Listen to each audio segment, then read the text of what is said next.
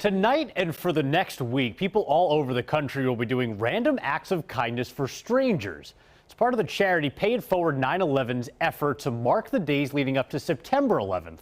It all started after Kevin Tuerff was flying back from Paris in 2001 when his flight was suddenly diverted to Gander, Newfoundland, up in Canada.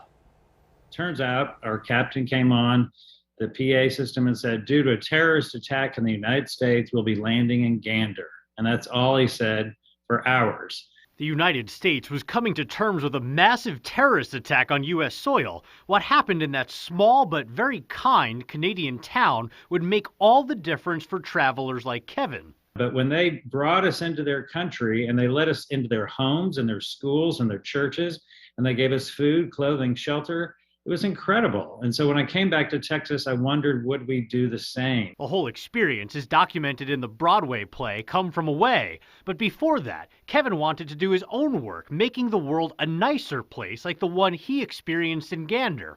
The point is to do good deeds to honor the thousands of people who died that day. People would, go buy lunch for firefighters, or one crew, they went down to the traffic court and paid for somebody's traffic tickets.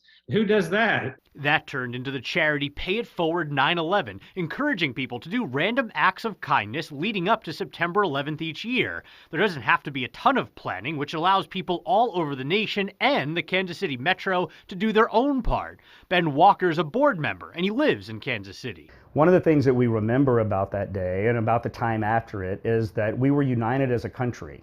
And I think that felt pretty good. So tomorrow, he's going through the Crossroads district, buying pizza for people experiencing homelessness, coffee for the people behind him in line, and dessert for firefighters over in Westport.